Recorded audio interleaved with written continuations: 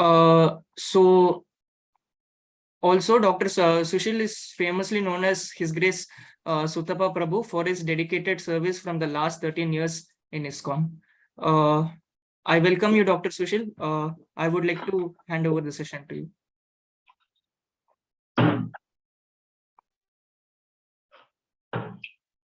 Thank you, Rajesh, for a warm welcome and an introduction.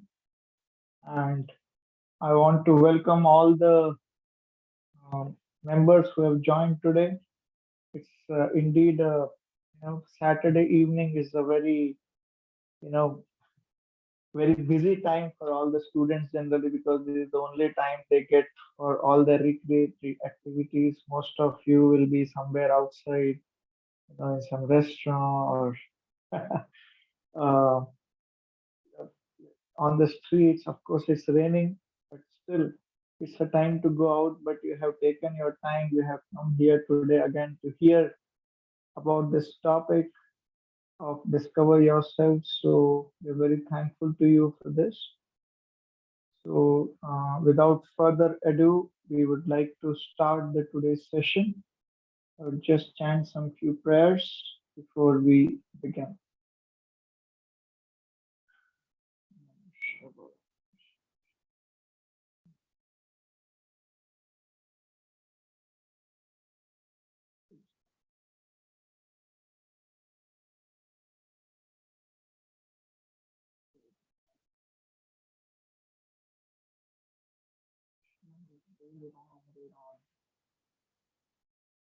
Okay, so I would just give a recap of what we have done yesterday, so that if somebody has not attended, or if you want a backup or revision of what happened yesterday, then you can just get it. I hope my voice is clear. And just to remind you all again, if you have any doubts, any questions, you are welcome to put it in the chat box. One of our hosts is constantly looking at the chat box. You are free to open your videos if your internet is good, but in case you have a little weaker internet, then you may keep your video closed, and that will help you to get a better signal. And in between of the sessions, we'll give a short breaks and open the house for questions again. So you are very much welcome to ask the questions or give your comments during that time. We request you to keep your questions pertinent to the topic which is being discussed. And in between, there will be few activities where you would be asked to raise hands, say yes, no, etc., or give some answers after unmuting. So I hope you will be actively participating in that as well, as you are regularly doing since yesterday. So let's start now. Who will tell me the topic of yesterday? What did we discuss yesterday? You can just put some points in the chat box. What did we discuss yesterday? Any point you remember, you can just put in the chat box. Okay, difference between humans and animals. Yes, that was one of the topics, one of the initial topics. Difference between human and animal.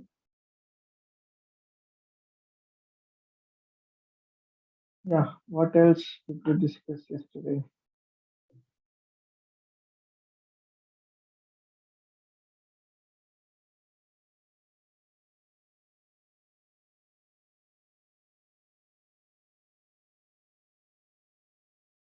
Mhm.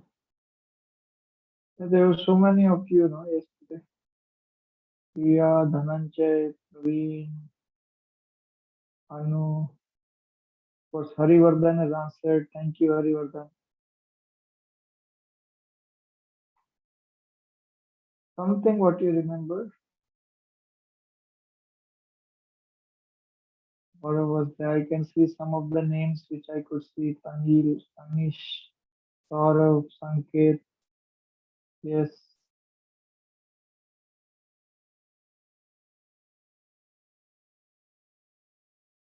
Okay.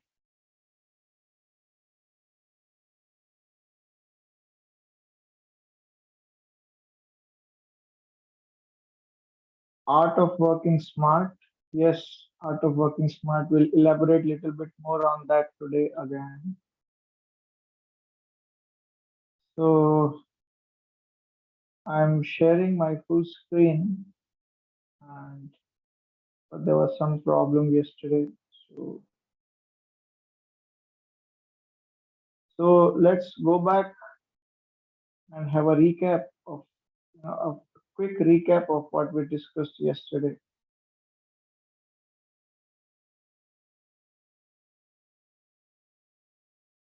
Oh, time management matrix. Yes, we discussed time management matrix as well. So just to be a quick recap, we discussed that everybody is searching for happiness, whether it's a small kid or whether it's an adult, everybody is looking for happiness. This is something which is common.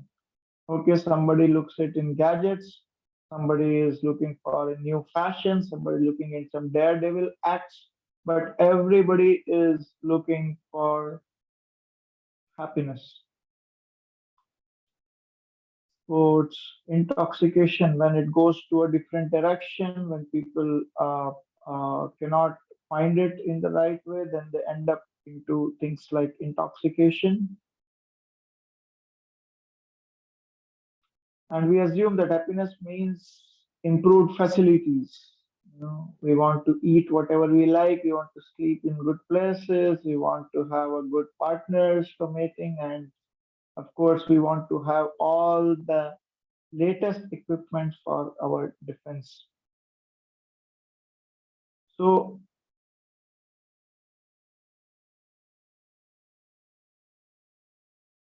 yeah, but even animals also do the same thing. So, what is the difference between a human and an animal? Oh, yeah, types of personalities. Yes, that's going to come. So, even animals have friends, fun, family. They also do eating, sleeping, mating, and defending. So, how are we humans better than them? Because we also do the same thing, and they are in lot of things better than us in doing these activities. You know, they have they have intelligence, they have consciousness, they can, some of them can run faster, some of them can smell even things which we cannot, some of them can hear things which we cannot. All of them are very powerful, strong, and even, throw away any person. Innate and acquired qualities. Yes, yes, thank you, Panchdeep. So in eating, sleeping, mating, and defending, it's all same. Animals are sometimes even better. But we can say humans have advanced technology, whereas animals don't have. But then, even after having such advanced technologies, what a human is doing? He is getting into depression, stress, anxiety, and above all, he is unhappy. That happiness which is supposed to come from this is not coming. And animals have additional higher things. They don't have riots, they don't have suicides, they don't have drug abuses, whereas all this is there in humans. So in such things, animals are better. So this is the verse from Mahabharata which actually says why humans are better. They have higher, they can inquire about higher dimensional science involving the wisdom about God, His creation, His laws, and the secret of true inner fulfillment in life. Otherwise, they are also animals. So we can inquire about higher principles. We can discriminate right and wrong, and wherever possible, make the right choices. So a human can inquire about questions like, who am I? Does God exist? Secrets of success, finding a true guide. Is there life after death? Who is Supreme Person? Can we get whatever we want in life? How to achieve unending happiness? How to make impossible into possible? Do we make destiny or destiny make us? If God is once, why so many religions? Why we have to suffer even when we do good every time? We have not done any sin. Why we are suffering? And much more. And all these answers are logged here and they will be unlocked over these days. Some of them, of course, today. Uh-huh. So how to make these right choices? There's a second concept we discussed yesterday, divine and demonic, some of the qualities, which takes us from negative thinking to positive thinking. And then we came up to the smart work, as one of you had mentioned.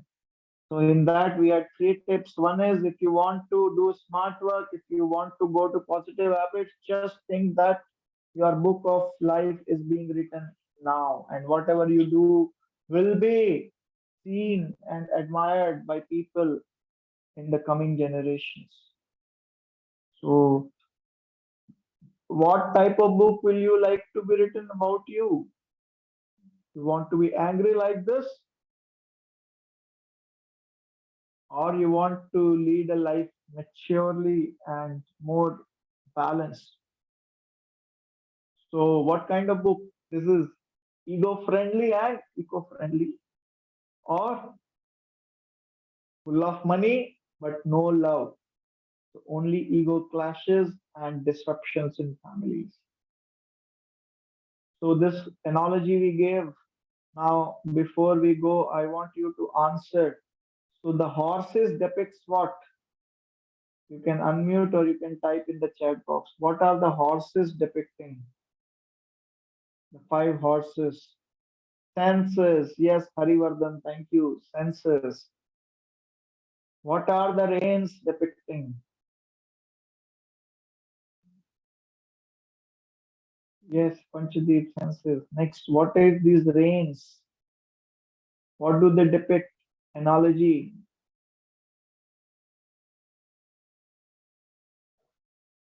Yeah, Panchadeep, very good. Mind. Are the reins. What about the Sarathi, the driver? What did the driver represents? Yeah, Dhananjay, intelligence. Yes, intelligence. Shriya, yes, intelligence. Thank you. And what about the charioteer, the head of the chariot? What does he represents? Yes, Santosh, soul. Very good. Sinchan, yes, soul. Thank you. Thank you very much. Panish, yes, soul. Good. So I'm happy that I could do some justice to you because you remember these things from the yesterday's class. Good. So we took this example that this is the chariot is like our body. And if the intelligence is strong, it will keep the mind under control. And when the mind is under control, the senses will go in the direction you want them to go. But the mind is not under control, then the senses will go haywire, and the chariot cannot go in the desired direction. Okay, so we have innate qualities and we have acquired qualities, as one of you mentioned. So innate qualities are the one which comes as a fate from our previous karmas, but acquired qualities we acquire from things around. They can be simple, serious, or grave. Then we have a self-test to identify which type of personality are we. And we took help from Bhagavad Gita, the concept of sattva, rajas, and tamas, goodness, passion, and ignorance. So in mode of goodness, we have nidra, alasya, pramad. People are lazy, procrastinating, hopeless, depressed, intoxicated. They don't think. They are only lazy and sleep off. No work happens. They become mad, indecisive. They become insecure, fearful as well. Whereas mode of passion, they have partial thinking, only acting. So much of acting, and there is no time to think.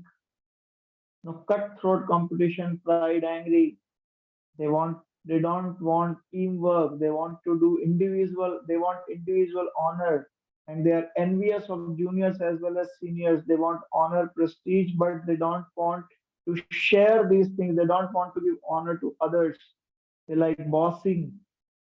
And the mode of goodness, they are submissive, tolerant, clean, regulated, simple, and wisdom, forgiveness, controlled mind, discipline, etc. We heard this story, and what a person in goodness, passion, and ignorance do in this situation. We saw a person in goodness will think, and he will he understands that the monkeys follow what you do, they are copycats, so he also remove the cap and monkeys will throw it. Whereas the person in mode of passion will start shooing the monkeys and start getting angry on them. Person in ignorance will feel depressed and leave off. We saw your personality, whether you are a kind of noble leader, that means you have love and compassion along with the principles and values that you stand for. A Rajastic person is like a commercial businessman. He only wants money, he only wants his self prestige, and he wants honor, but he don't want to help others, or he don't think how to make long term plans. Whereas Tamasic person is lazy, sensuous, and inactive. Then we saw this A, B, C, D. Okay, A is in front of you. A means association. Now I request all of you to please tell what do you mean by B, C, D, E. What is B? What does B stands for? What did we discuss yesterday?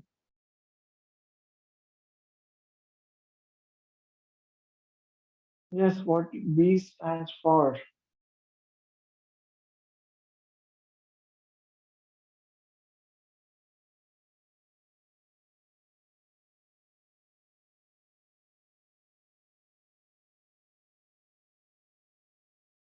Yes, I'm waiting for your answers. Yeah, B is for books. Yes, Panchdev, books. So we should read the type of whatever we desire to become. We should associate with people of that habits, that mode. If you want to become loving and compassionate towards others, then we should associate with such people, and we should read those kind of books. Yes, what does C stands for? Anybody remembers what do C stands for? Ah, Shreya, thank you. Chanting and meditation. Panchadeep, yes, thank you. Dhananjay, yes, thank you. Chanting and meditation. So this is very important because this helps us to connect the soul with the super soul, the divine power which actually inspire us to go into this mode of goodness and become a better person for ourselves as well as for society. So that's C, chanting and meditation. What about D? What do D stands for? Diet and exercise. Yes, thank you, Panchadeep. So yeah, Shreya, thank you. Diet and exercise. Sanket, yes. Nice to see all the responses. These diet and exercise, yes. And what about E? What about E? Yeah, nice, Shreya. Environment, Dhananjay, yes, environment. Very good. So, Arun, good. Environment, yes. So it's these five things actually helps you to go into mode of goodness. If you associate with good people, read such kind of books, do some chanting and meditation, give yourself some time. Don't make your tummy as a graveyard. Have a good diet, healthy diet, sanctified, karma free diet, or prasadam, whatever possible. Milk, food grains, cereals, veggies, natural products, yes. And have a good ambience where you can have a good positive environment around you. So this is what we discussed, and then we discussed the Harvard University research where people who were actively involved in chanting and meditation, they were more calm, relaxed, and happy. Then we had a third tip. What kind of time manager am I? Whether I'm a plus manager, whether I'm a minus manager.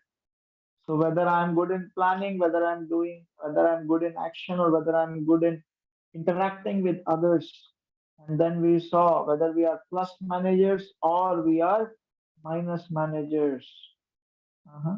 Whether we are daydreamer, workaholic, or just wasting time.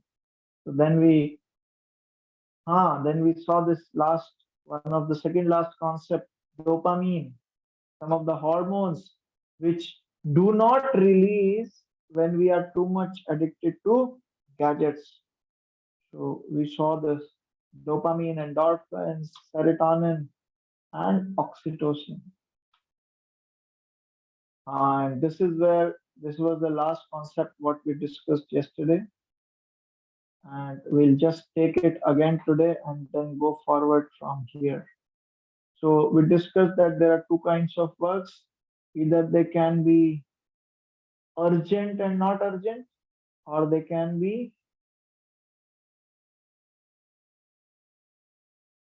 important and not important. Okay, urgent and not urgent, and important and not important. So there is quadrant one, two, three, and four. Now, quadrant one are emergencies. You have to do it now.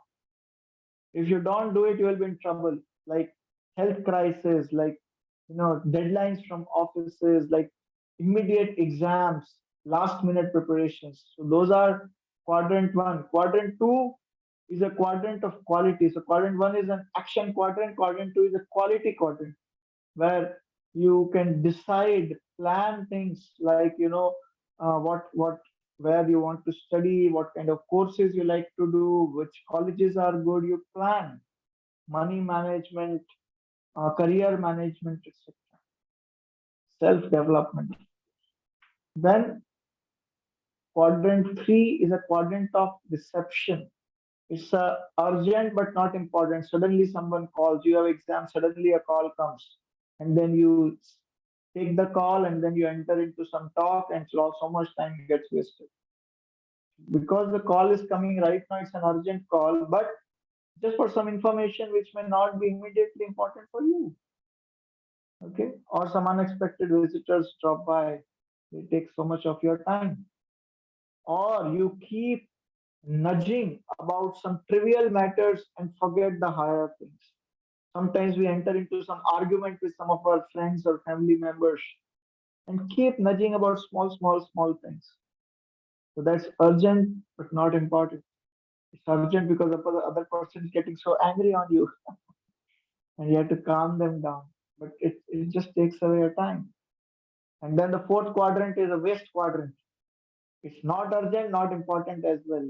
Just gossiping about others, talking ill about others. It's just unproductive waste of time. Now, who is best? What do you think? Which quadrant we should be aspiring for among the four? Which is the best quadrant as per you? Just take few seconds to take your opinion. Which one do you think is the best quadrant we should aspire for? Panchadeep is telling quality. Anish is telling quality. Yes, yes, all of you are correct. We should all try to be in quadrant two. That's a quality quadrant. Think, decide things. Don't let it come to quadrant one. Quadrant one is the people who are only who are into mode of passion. They only wait for last minute to do things, and ultimately they are not able to give their best. We all should try to come in quadrant two and or at least quadrant one. Don't come to lower quadrants. That's extreme waste of time. So now this is the questions for you. You just have to tell me which mode these time wasters item belong to. Okay, whether it's sattva, raja, or tamas. Goodness, passion, ignorance. So you are free if you want to raise your hands and unmute and tell, or you just type in the chat box. So what do you think? Never setting goals or setting goals and not sticking to them. Which mode this belongs to?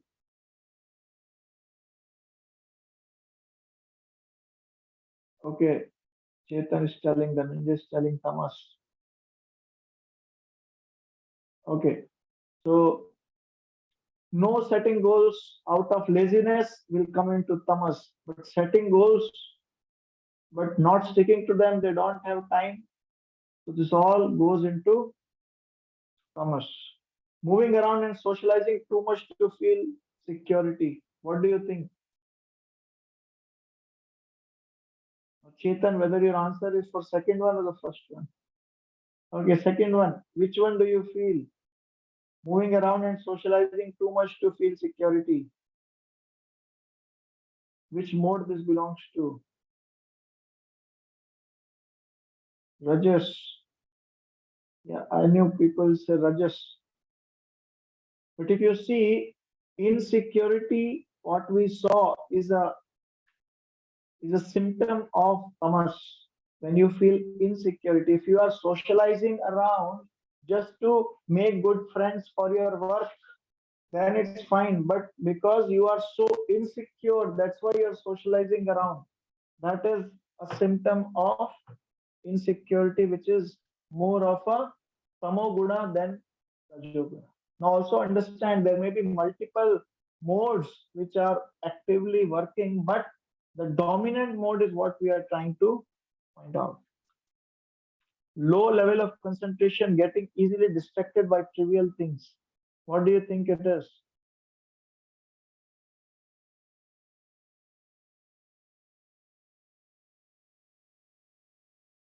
Low level of concentration, easily distracted. Just give a guess, no problem. Tamas, Harivardhan is telling Tamas. Saurav is telling Rajas. So this is more of Rajas because easily distracted and there is low level of concentration. Partly Tamas and Rajas, yes. But more of Rajas because this person is still active. He's getting distracted, is not able to concentrate on one thing, but he's still acting. Whereas the person in tamas actually is lazy. He does not act at all. He only procrastinate and keep thinking, daydreamer, but no action. There is more of rajas and less of tamas. Yes. Doing more than one thing at a time and accepting unrealistic deadlines. What do you think it is? More than one thing at a time. Unrealistic deadlines. Rajas, Chetan, yes, very good. This is Rajas. Too much active, keep on working like an ass, and is not able to concentrate on one thing at a time. Keep taking yes or a Rajas. Very good. Thank you. Next, getting involved in everything to gain credit and popularity. What do you think it is?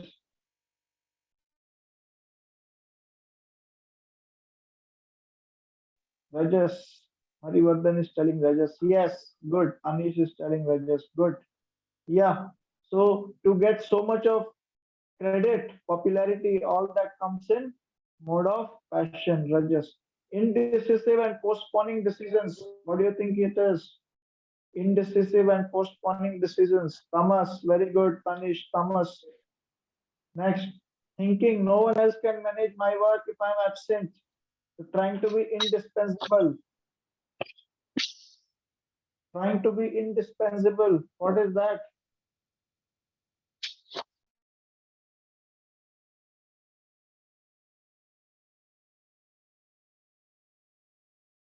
Yes, this is Rajas. You don't want anyone else to come up. Good. Rajas for postponing decisions. No, that is Thomas. Okay. Okay. Postponing and indecisiveness is Thomas. The ignorance part. Okay. Feeling difficulty to work with highly accomplished and smart leaders. What do you think it is? Yes, Harivardhan. Telling Rajas. Yes. Chetan, Thomas. Okay. More of Rajas. It is actually initially feeling difficulty to work with highly accomplished people. Now, if it's this is what is insecurity, and insecurity comes in tamas. So it is mode of ignorance, tamas. Forgetting things or badly organized, unclean desk. What do you think it is? Forgetting things and badly organized. Yes, Panchdeep is telling tamas. Yes, very good. Tamas. This is tamas. Ignorance. And looking for too much of perfection in job leading to micromanagement. What do you think it is? Rajas. Yes, Tanish is telling Rajas. Harivardhan is also telling Rajas. That's correct. Panchdeep is telling Rajas. That's correct. So I'm happy all of you are giving good answers and you could understand the concept of these three modes. So this is the last part of yesterday's class, which we are going to close today. Thank you, Sachin. Yeah. So introspection is very important. Am I a plus time manager or a minus time manager?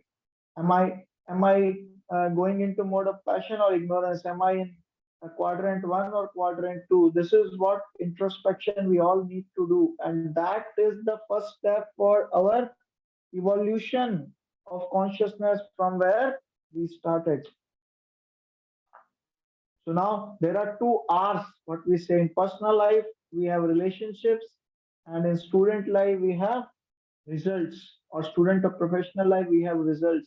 And they both need this introspection because we need to know where we are going. What is if we are able to follow a mode of goodness, if we are able to follow, become a plus manager, then we are able to have good relationship, we can bring joy and we can have good results which can bring joy in professional life as well. So what do smart workers focus on? Improving communication with people. They like to talk. They like to, and the talking is not the time waster talking. Talking is to learn more, to understand each other. They do better preparation, they do better planning, and they think of all the pros and cons before they enter into any deal. As we just saw, better planning, better organization. They take good care of themselves. This is also very important. You should understand who you are, what type of emotions you have, what will you get out of it. Is your health good? So they take care of all these things as well. Seizing new opportunities. They are always waiting, and whenever an opportunity comes, they take it with both the hands and try to make best utilization of that.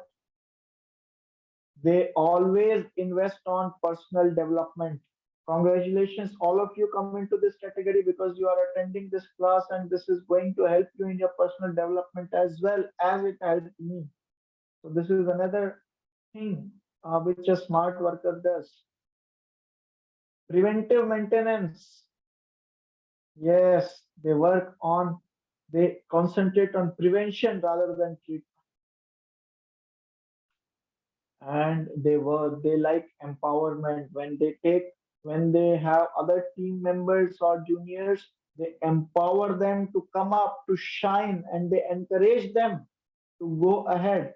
They are not selfish, they are not self motivated about that.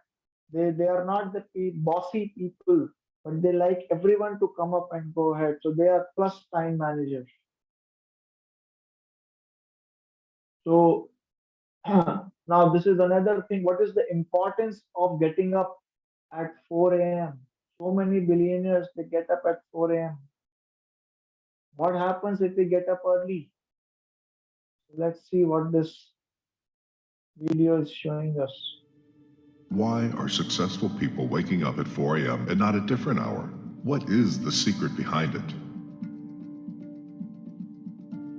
Well, they know how their brain works, and they take advantage of their brainwave states and brain chemistry. The brain produces electrical patterns, often referred to as waves. When you're first awake, your brain operates at around 10.5 waves per second. The range from 8 to 13 hertz, or cycles per second, is the alpha stage. It's been called the gateway to the subconscious mind. But when you wake up this early, you are between theta and alpha. The mind is capable of deep and profound learning, being fully aware and focused with an effortlessly calm mind.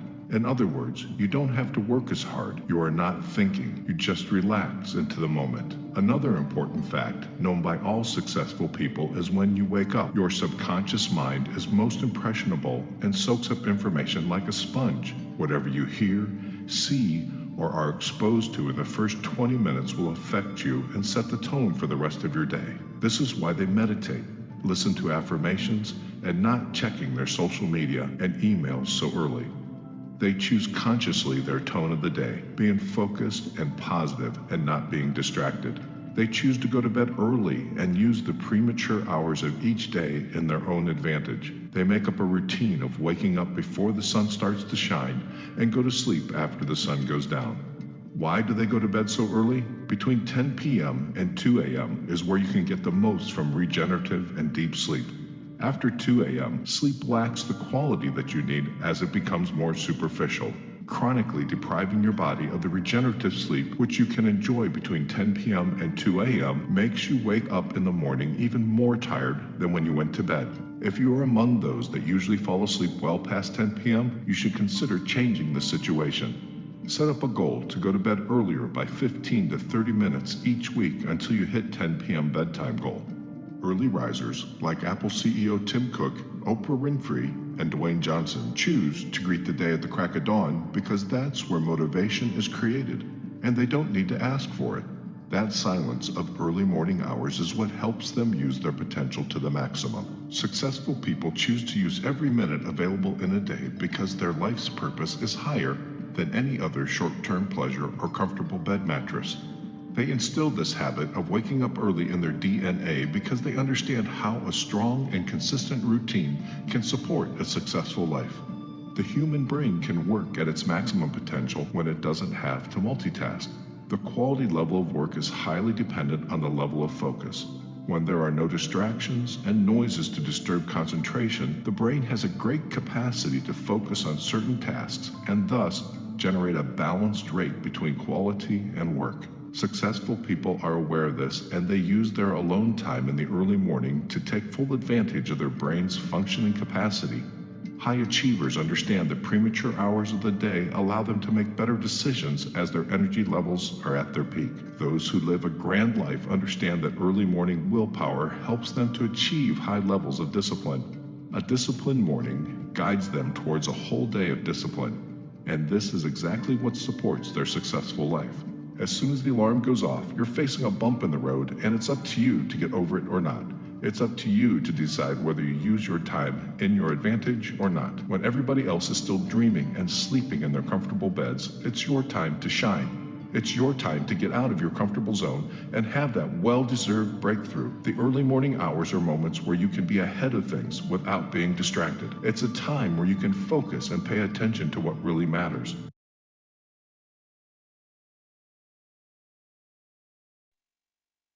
Okay, so I hope you understood this concept of what is how this getting up early in the morning is so important.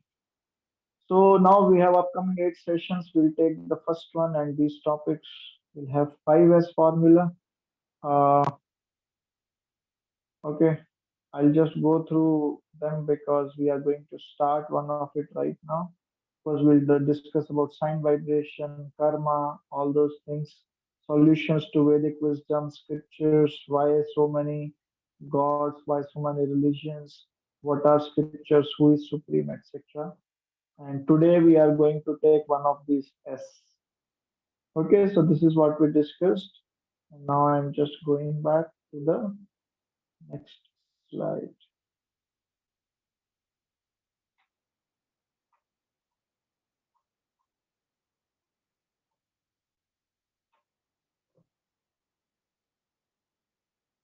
Okay, so this is the first S what we had discussed. Now, before I go ahead, I want to again open it for a minute for anybody to have question or a comment, and then you can just type in the chat box if you have any questions or comment before we enter into this topic. Discover your inner self. So yesterday's topic was discover the game of life. And that was more of an introduction. And now we are going session one, which is discover your inner self, the one inner truth that can change your vision. One truth which has changed so many people, one truth which has become the basis of most important scriptures, one truth which everybody understands to some extent, but very few people follow or realize, that we are going to see today. Meanwhile, anyone has any questions or comments?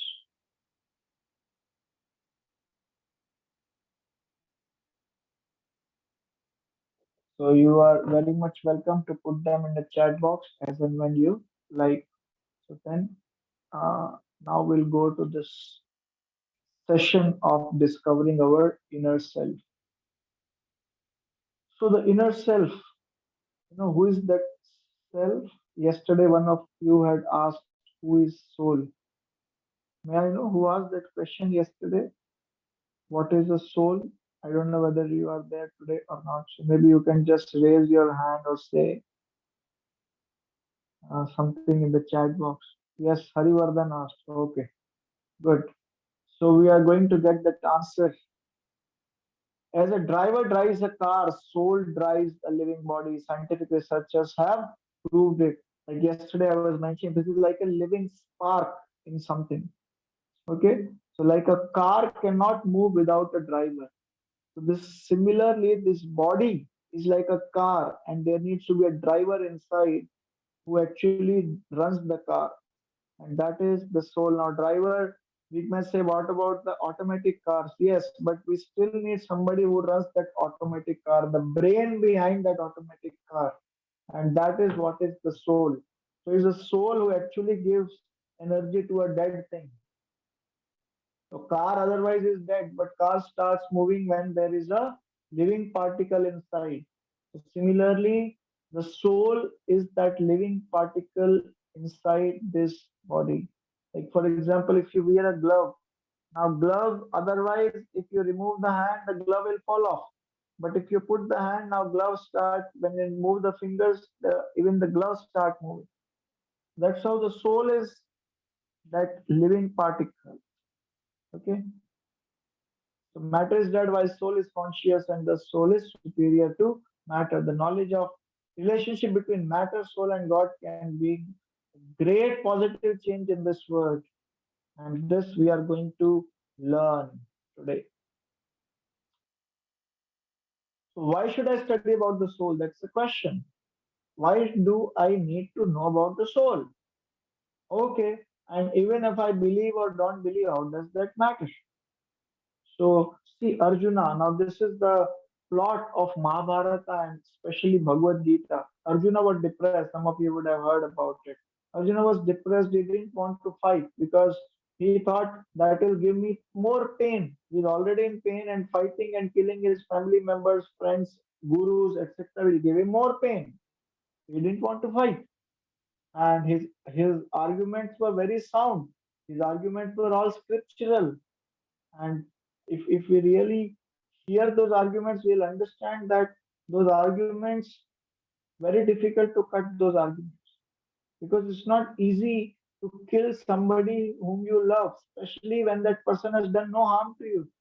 Just because you are in fight, you have to take such difficult decisions.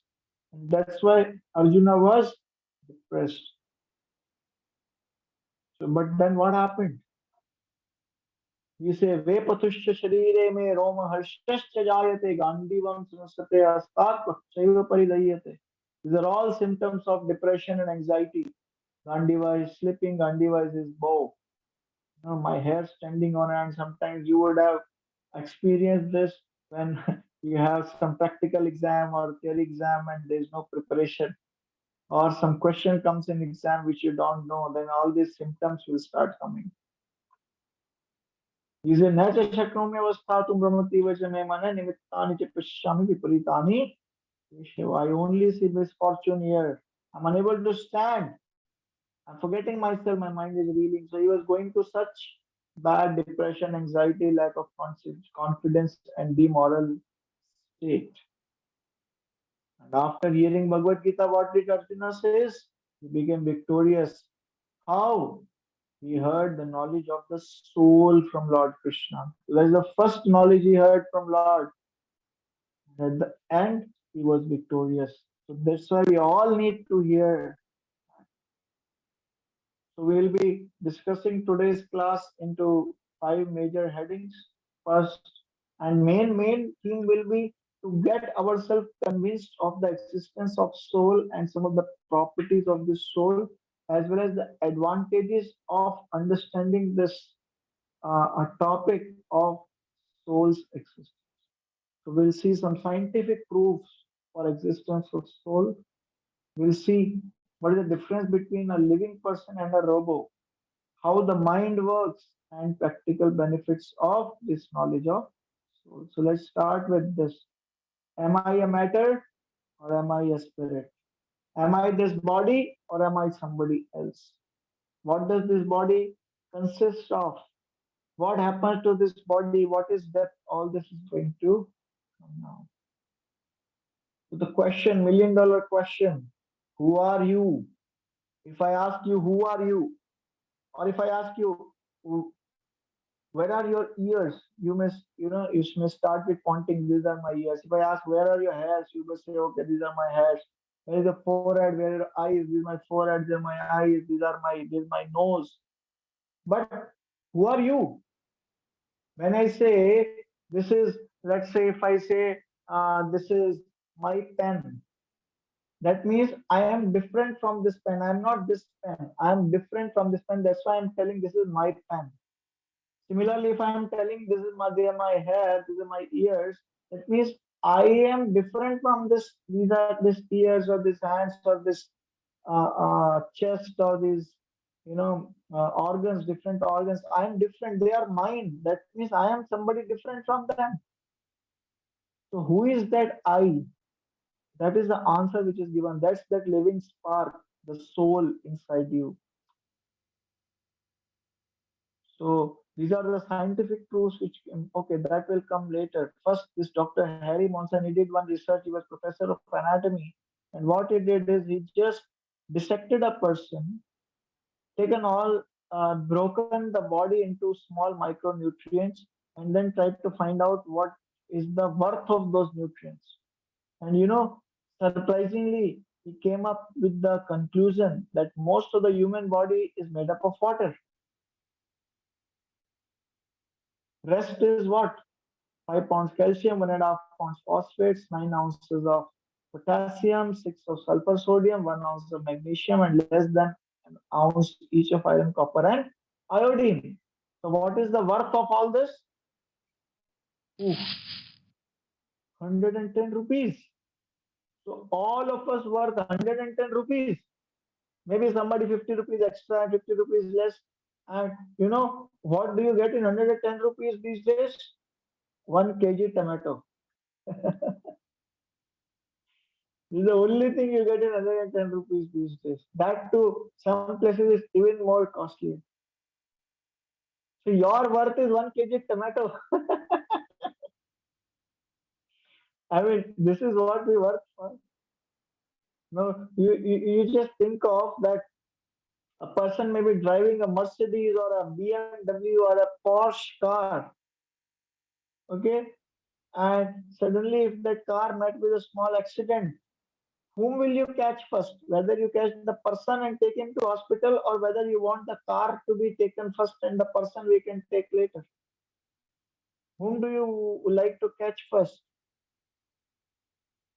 I'm pretty sure most of you will say the person. Yes, but the person worth only 110 rupees and the car worth crores of rupees. An intelligent person will take the car because it's worth more. But everyone understands that there is something more in this person which is not in the car, and that's that living spirit. This person is still living, he has that living spirit, and that spirit worth millions of. There is no worth actually of that, and as soon as the spirit goes out of the body, it's worth 110 only. Okay, so that spirit, that spark is actually making it live, and that is giving it that special importance that we all will first carry that person and keep the car for later. So don't you feel we are more than just chemicals? So our real identity, now see, this is Sridevi. This is also Sridevi. Chemicals are the same, but there's no feeling, thinking, desire, movement, or consciousness. Same body, but the soul is gone. So this is the most fundamental knowledge which comes from Bhagavad Gita. It is one of the famous verses. Najayate mriyate va kadachan nayam bhutva bhavitavan bhuyah ajo nitya shashvatoyam purano nahanyate hanyamane sharire. For the soul, there is neither birth nor death at any time. It does not come into being. It will not come into being. And changing of soul and body is like changing of clothes. All this is given in Bhagavad Gita as a fundamental knowledge. Now let's see what is the difference between body and soul. Body is matter, soul is spirit. Body is not conscious, but soul is conscious. Body changes, but soul no change. Body is temporary, soul is eternal. Body is dead and soul is alive. You're not the body that you see in the mirror. Please understand. You are that Atma, the soul, the real driver of this bodily car. So when we see from materialistic point of view, what do we understand? Everything pertaining to matter. That's why it is called materialistic. When we see everything from the point of view of matter, bhautik, then everything becomes materialistic. And what does that point of view says? We are bodies made up of matter. We are no more than chemical bundles. Everything is finished at the time of death. And you can understand, see, if we are just chemical bundles, then how the emotions are coming? Just that somebody has more emotions, he has more chemicals, somebody has less chemicals. So then you just bring all the chemicals out and treat all the people who have different emotions, and you want somebody to be happy, just go and take that hormone and that's it. We are just chemical bundles. We are not. What is the spiritual point of view? We all have a living spark inside us. We are not this body of flesh and bones. We are all spirit souls which are just encaged in this material body. We do not die when material body stops to function. Just as the bird is trapped in the cage. Now this is one story. You can see one bird in the cage. So what happened is this lady, she actually was very wealthy, but she was alone. So she thought of bringing a parrot. So she brought a parrot, but there was no place to keep that parrot. Parrot was just flying from one place to another. So she said, okay, I should bring a cage also for the parrot. She brought a cage, but because she was very wealthy, she got a golden cage. When the parrot came, because the cage was of gold, she was too much engrossed in cleaning and taking care of the cage that she forgot to feed the parrot. Now you can imagine what will happen. Over the days, the parrot became weak and weak and weak and it died one day. And then this lady realized, oh my God, I wasted my time, so much of time in just taking care of the cage that I forgot the main person for whom the cage has come, the parrot, the living force inside the cage. So what do? We understand that this body is like a cage and we, the soul, are actually trapped inside. Now, what should we do? Whether we should feed the parrot, the soul inside, or we should only think about grooming and new hairstyle and eating something for the body. So whom do we like to become? This is a question for all of you. So this is what this body has done, lady has done. So this was difference between matter and spirit. And now let's see some of the scientific proofs of the existence of spirit soul. So before I go into that, anybody wants to tell some scientific proofs of existence of soul? Some concepts which are coming, which are scientifically being proven that the soul exists. And if you have any idea, you can just try the chat box. Whatever Oh, Hare Krishna you feel Prabhuji. are the Hare Krishna. There is a question in the chat. Why does soul not change? So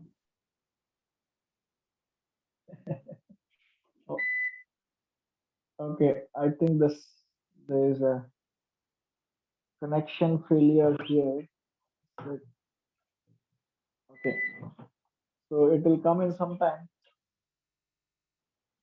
Meanwhile,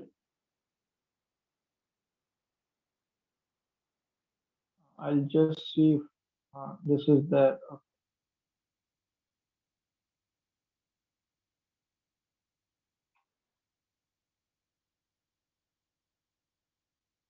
okay. So we are reconnected.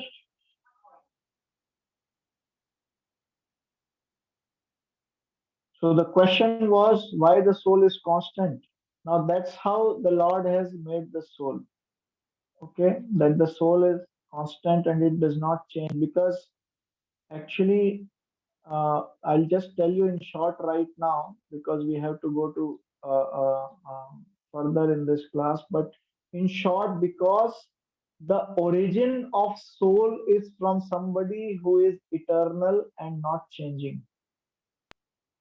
Because the origin is like that, the soul also, the property of soul is same as its origin. That's why it does not change. I hope that answers to some extent. So let's go ahead.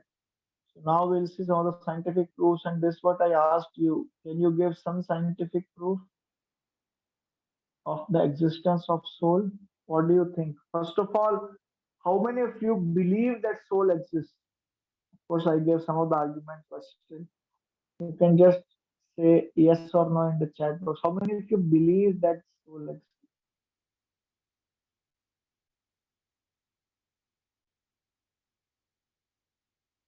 Yes, yes, yes, yes. Okay, so thank you. Yes, so let's understand some of the scientific proofs. So there are three most important things which actually force you to believe in existence of soul. One is reincarnation.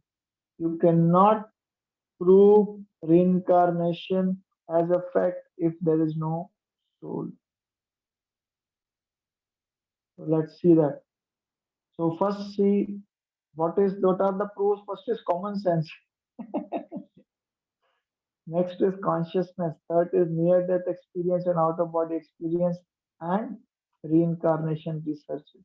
Now just use your common sense. If people knowingly or unknowingly have that idea that soul exists. Okay.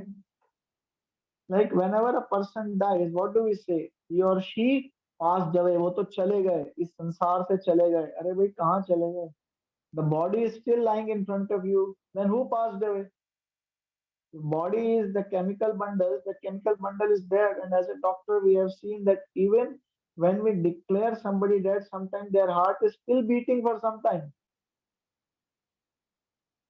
So then who passed away? If we have this body, the body is still lying down, the heart is working, some heartbeat will also be working. Then who passed away? Actually, the soul who has passed. Next is consciousness. You can just see. You can see a red light now or a mixed red light, but the camera cannot.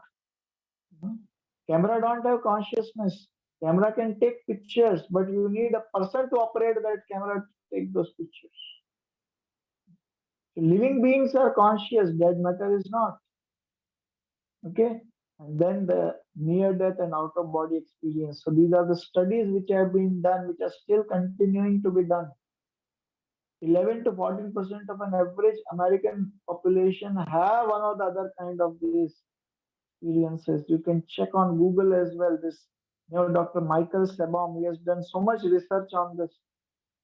And even a cardiologist who has come with him, Dr. Bijlo, he has done even more research on near-death experience. What have they found on this near-death and out-of-body experiences are out-of-body experiences they have seen on a theater, operation theater. People are given anesthesia, the surgery is happening, they have no pain of the surgery, but when they come out, they start telling what the doctors were talking to each other. They could hear that. And doctors were stunned to understand this. So this is an example of out-of-body experience. And near-death experience are the people who have actually have underwent a bad accident. By the time they were coming to hospital, they actually for a moment have left the body, but after some time they come back. So this all these examples are given in these books, out-of-body experience and near-death experiences. And then he is Dr. Ivan Stevenson. You can again find out his researches. He has done research and found out around 300 cases of spontaneous reincarnation memories. People could uh, uh, remember their previous birth. Some of their habits were associated with the previous birth. They had some phobias. You would have heard of phobias. Some people are scared of going to heights. Some people are scared of closed surfaces. How do they develop this?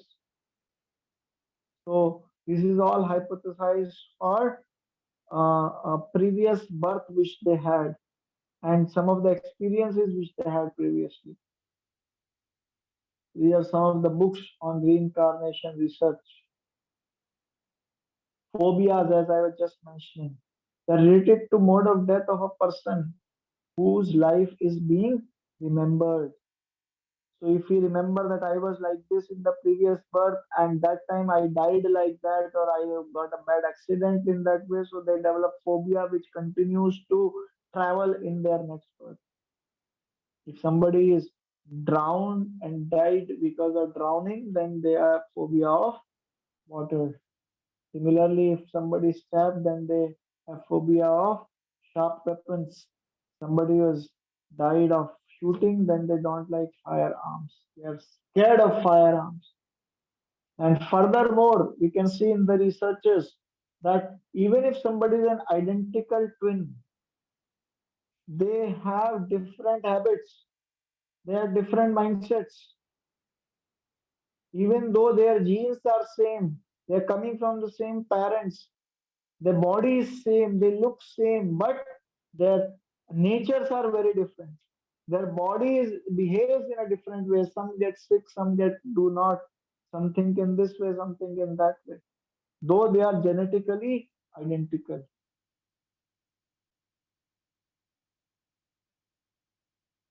Okay. So this is another book on reincarnation, and this is one video which you'll see. They have the same name and boyish good looks. James M. Houston, raised in the Midwest. James M. Leininger, a young boy from the Bayou. Whoa! There's something in the eyes. It's undeniable. That's not all they share. Somehow James Houston's spirit has affected my son, either through reincarnation. I don't know how it happened. I can beat the Japanese easy as pie. Initially, what caught my attention was James's extreme fascination with airplanes. And every night he slept with his G.I. Joe action figures, which he named. I took him to the Kavanaugh Flight Museum. Here's home video. While the other kids casually look at the plane, 2-year-old James seems to inspect it. Watch as he checks the underbelly, then climbs inside, donning the headset. The pilot put him on? No, he went down himself. I said, oh, look, there's a bomb on the bottom. He said, that's not a bomb, that's a drop tank. Bouncing about in the cockpit, James was flying high. That night, their world would change forever.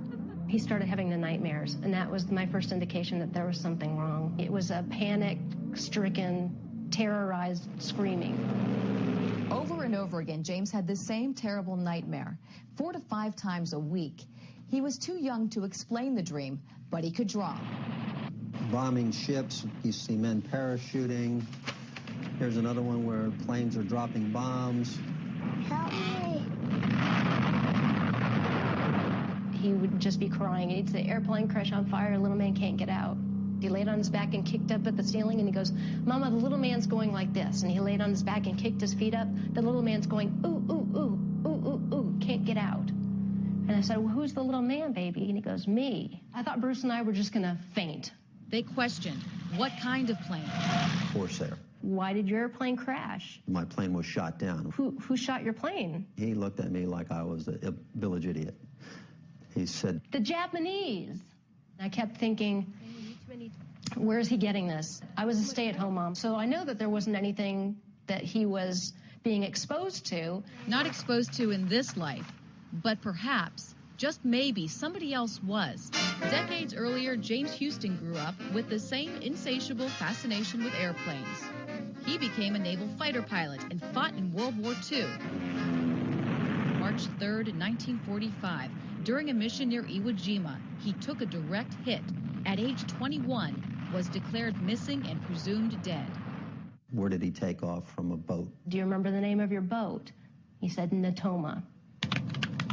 Found several thousand hits on the word Natoma. The USS Natoma Bay launched into battle, headed for Iwo Jima in the fight for Lady Gulf. It's the biggest naval battle in the history of the world. Leo Pyatt served on the ship.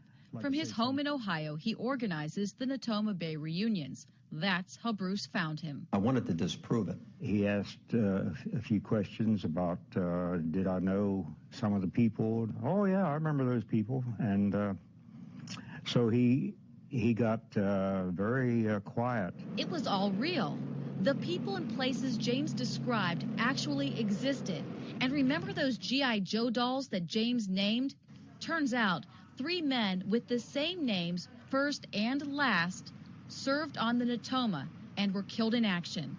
James said they greeted him in heaven after his crash. I'd always asked him, do you remember what your name was? And he always said James. But his name is James. Yes, there was a Jim Houston, a rather large shell, just hit him in the engine, and it burst into flames and went down.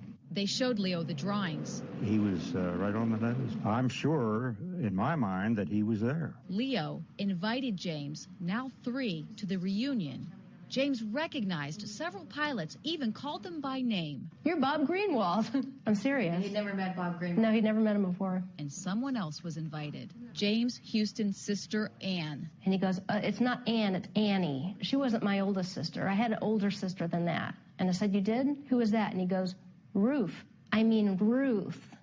Annie is what they called me when I was little, knowing my name and my sister's name, things that my brother did when he was a kid. It's too amazing to describe how he would feel that way, but he does. He considers me his sister. But does she consider James her brother? I think it's probably a reincarnation of my brother.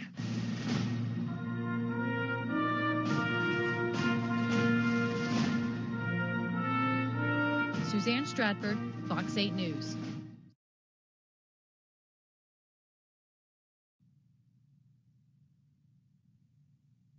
They have the same. Yeah, so this was one story of James, what we saw, the reincarnation, a real story. This is a documentary made on that. I'm pretty sure you're amazed because I'm amazed seeing all this. And okay, so let's go further. And this is another story which is from India. This is a case study which is done by Dr. Jan Stevenson on a small girl by name Shukla Gupta, somewhere from Rajasthan. And she could remember her past life. Shukla was a little more than 5 when Sri Sen Gupta and 5 other members of his family journeyed with her to Bhatpara. When they arrived, Shukla took the lead Avoiding various possible wrong turns, she brought them straight to the house of Amritlal Chakravarti. So where is her house in Rajasthan, and here she is at a very quite far off place, mostly in West Bengal. She allegedly her father-in-law in her past life. Shukla recognized a previous lifetime house, mother-in-law, brother-in-law, husband, and daughter indicated that Sri Haridan Chakravarti as her husband. The nicknames as well as real names of her brother-in-laws. This is a real story of Shukla. So, like that, there are 3,000 stories which Dr. Ian Stevenson has researched and documented in his book of reincarnation. There are many other scientists who have spoken and written books on reincarnation. See, Benjamin Franklin has told, finding myself to exist in the world, I believe I shall, in some shape or other, always exist. Those souls is what John Adams used to. Those souls who revolted against God were placed here to transmigrate through various species of animals, birds, reptiles, etc.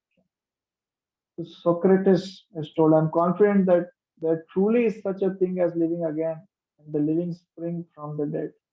So these all philosophers have philosophized something about reincarnation, and they all have a belief on that. Now let's see what is the difference between a living person and a dead person. So this will strengthen our faith on the existence of soul as the main living particle in a cage which is of dead matter.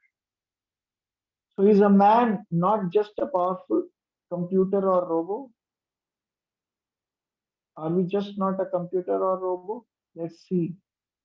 What a man or a living people can observe. Let's say if they are observing a drama. See, a camera also observe a drama and record it. People also observe a drama and they can also record that in their memory. But what is the difference? Baby, I'm sorry. I can't do this anymore. I don't know what else to do. Tell me what to So do. the lens in the camera and eyes of judges, there is no experience in the camera.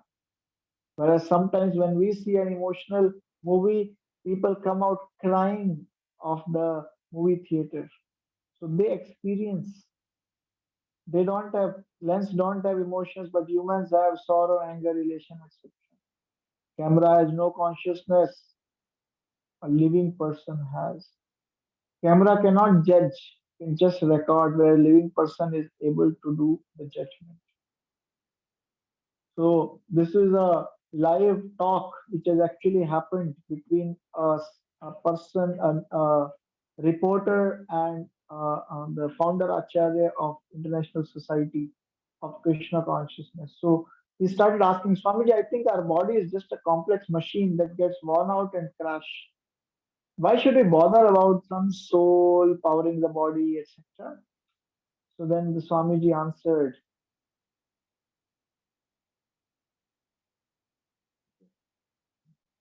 what did Swamiji answer? Does your car or computer grow? Do you have a male or female car that can unite and produce a baby car?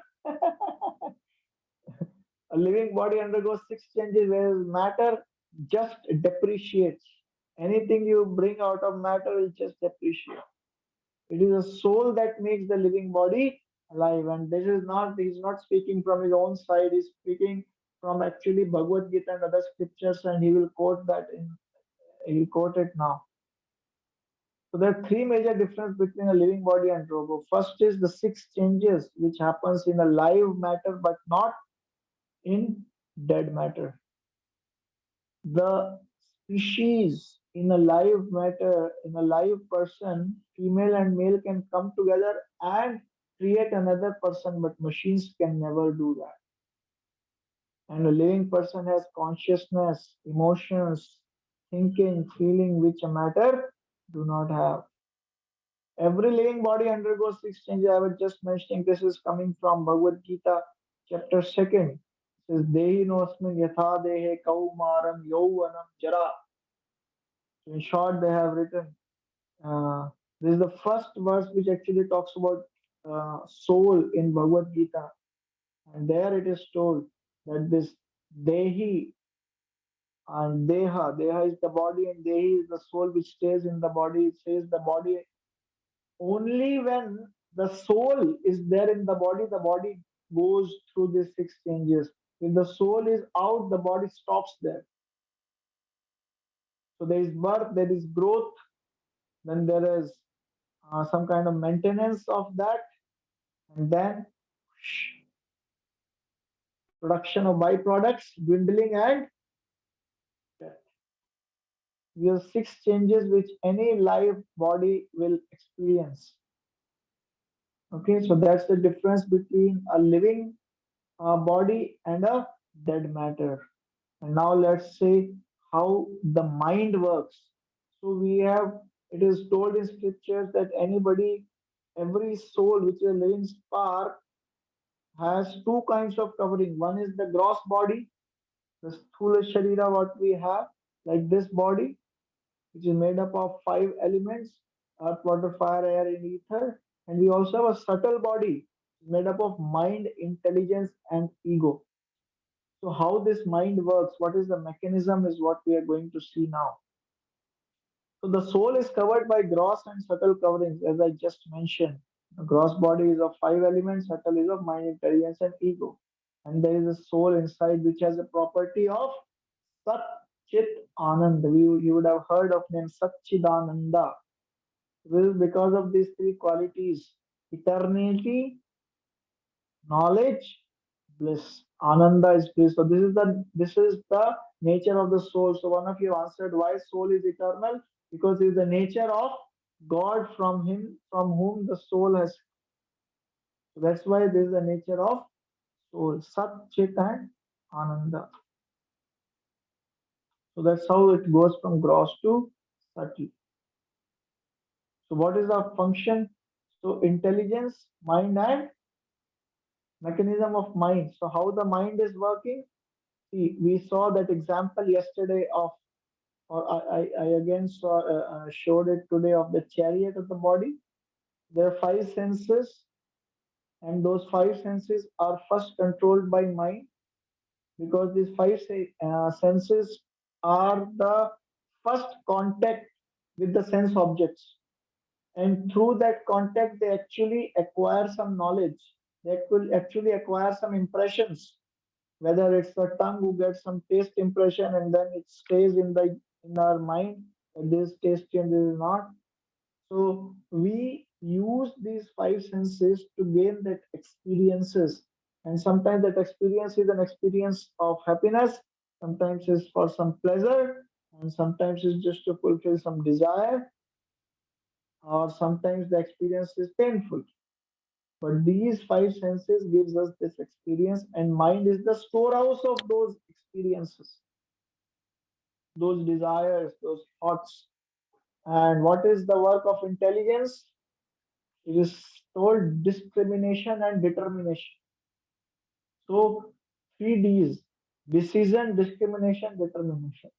So this is the function of intelligence. So intelligence is the final decision maker. So that's how we work.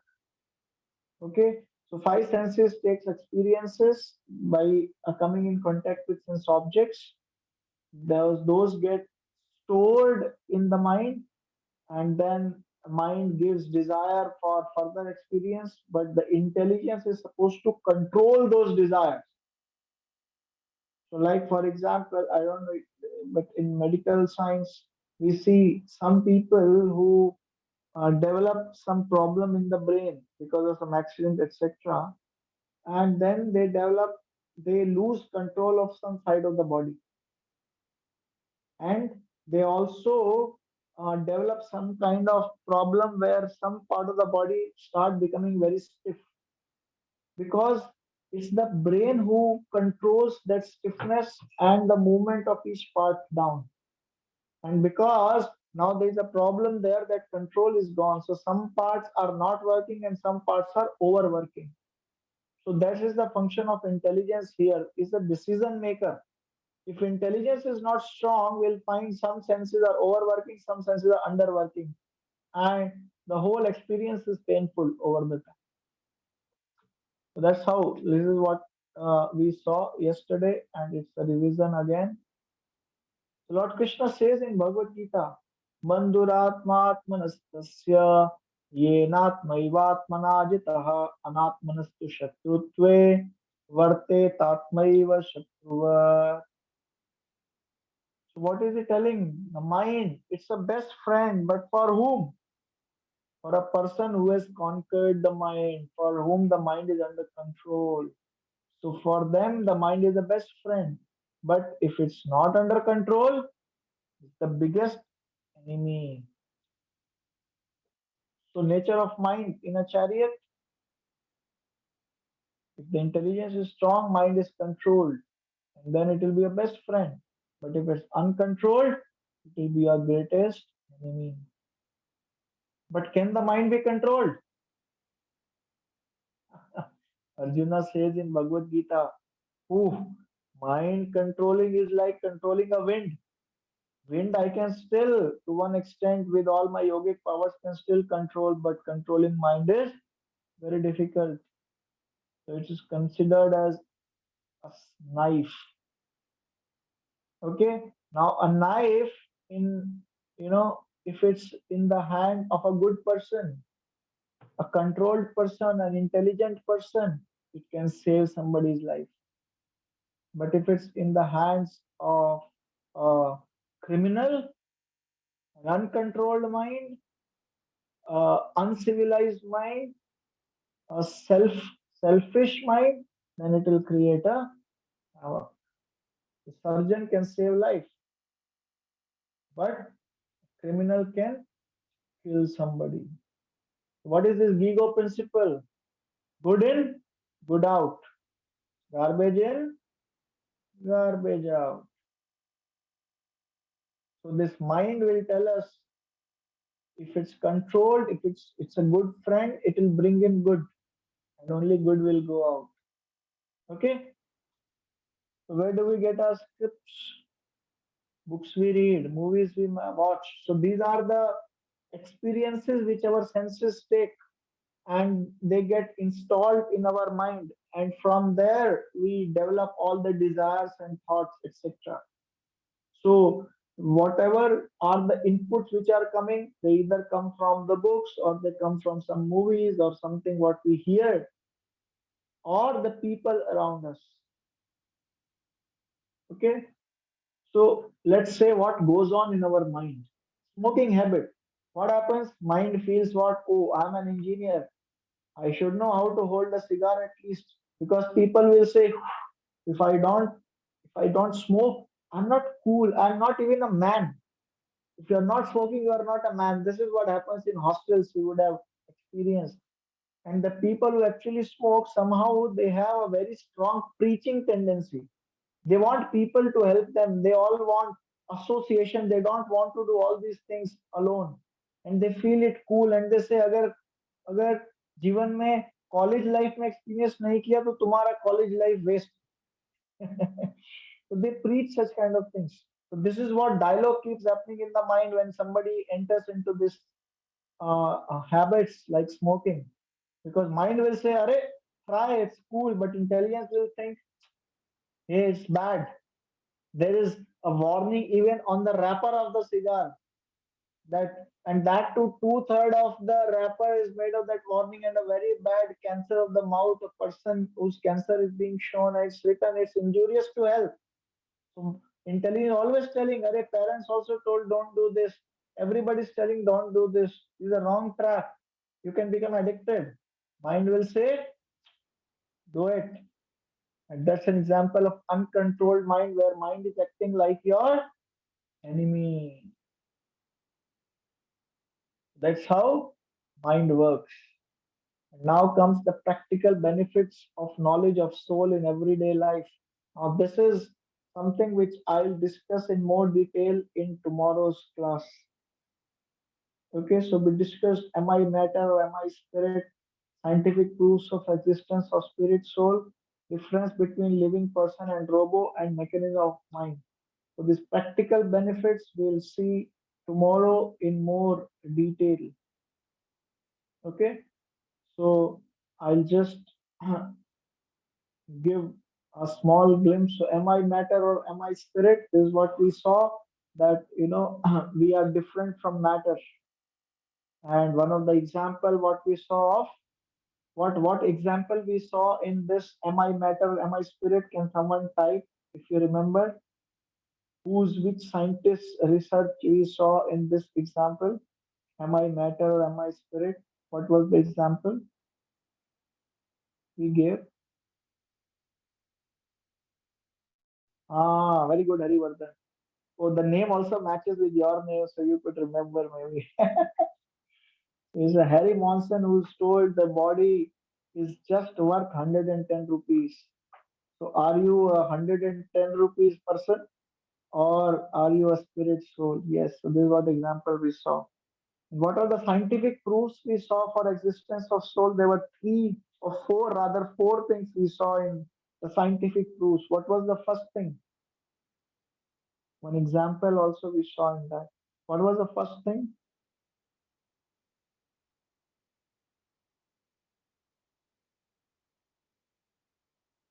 Yeah, reincarnation was one, which was the fourth thing actually. Ah, first thing, very good, Panchadeep. It was common sense. We saw an example that whenever a person dies, we say he or she passed away. But the body is there, then who passed away? So unknowingly or knowingly, we actually understand that we are not this body, but the soul, and that's why the soul has passed away. And that's why we always pray, rest in peace. Who rest in peace? The body is still there. And that will also either get cremated or will get buried. So who has to rest in peace? And that's the soul. Yeah, what other example we saw? The scientific proof.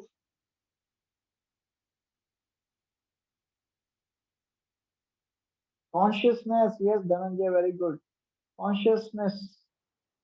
So a living body only has consciousness. A dead person do not have any consciousness.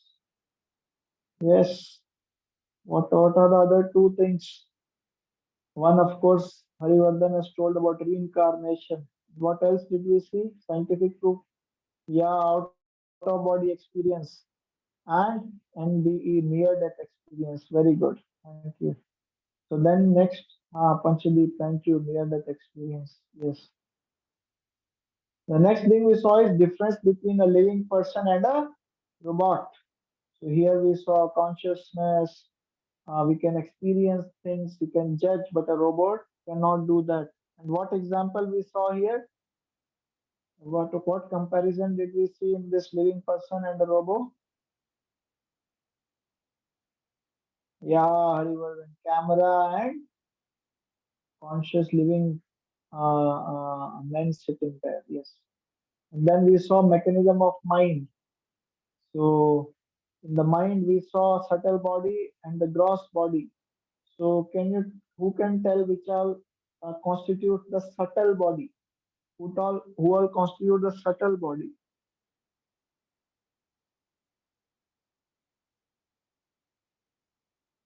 Yes, Dhananjay, intelligence, mind, and ego. Yes, mind.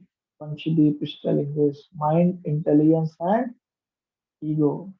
And there we saw that the experiences what we take from different places, the mind is generally a good friend if he is under control of intelligence, and mind is a bad enemy if he is uncontrolled. So we should increase the strength of intelligence to keep the mind under control. Otherwise, it will take the chariot into a wrong direction because the senses will go haywire because there is no control over it. So this is what we saw today, and tomorrow we'll see the practical benefits of knowledge of soul in our day-to-day life. Remember, this one knowledge actually has changed the life of Arjuna, who was in a great distress. And this can bring peace to everything in this world. All the problems you can think of, they can be solved by this one knowledge of existence of soul and understanding between the body and the soul. Like hunger, the problems like fight, all these things, violence, tension, depression, all these can be sorted out with this one fundamental knowledge of soul. So we'll stop here for today and open it for questions and comments, your feedbacks from today's class. And we'll continue tomorrow 6 o'clock from here, and then we'll also go to the next session. Tomorrow's session is also going to be very, very special.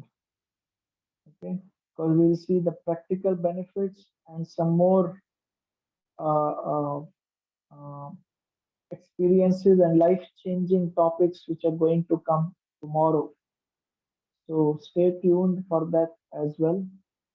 Now we'll open it for questions and then to the host to close the session if there are no questions or comments.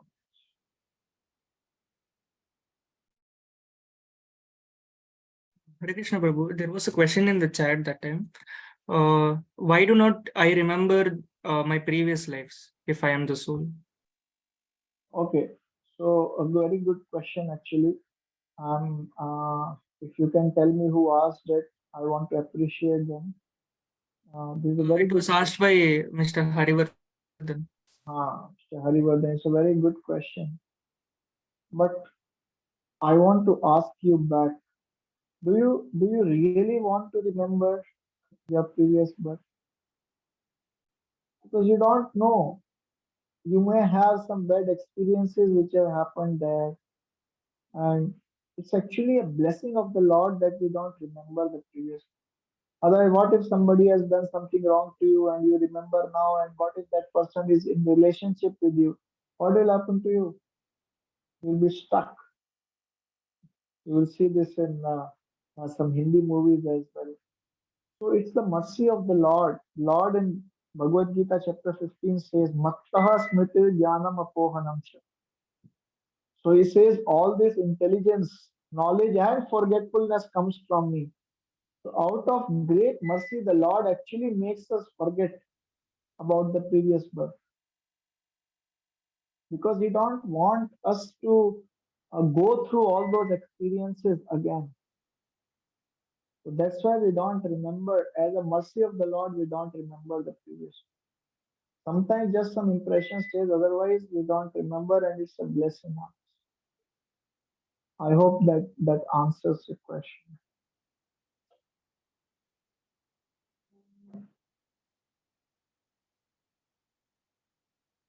Okay, is there any other questions or anybody would like to share your experience? Something, you are most welcome. We have reached the time. So I will stop speaking now, and your chat box is always open. And there was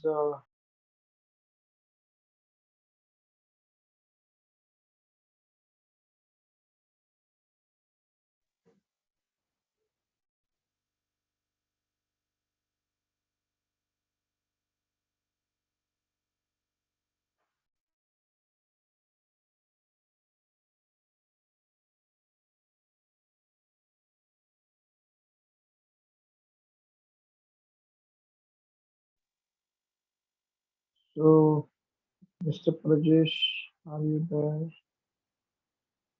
Yes. Okay. Hare Krishna, everyone. Thank you so much for joining. We'll meet tomorrow at the same time. And the recording of the previous session will be put in the WhatsApp group. It will be uploaded in YouTube channel and it will be put. Even today's class recording will also be shared by tomorrow. Thank you. And also there will be a small quiz that will be uploaded in the WhatsApp group. Please fill the form and the quiz. Okay. Thank you very much. Thank you, everybody. See you all tomorrow. Have a good rest, and we'll meet you at so full days there for you to finish all your unfinished works of the week, and see you again fresh at 6 p.m. tomorrow. And tomorrow will be the last session for this week, and then we'll meet again on the next Friday. So stay tuned. Some many good topics are yet to come, especially the practical benefits of what we are hearing in Bhagavad Gita. Thank you. Have a good night. Hare Krishna.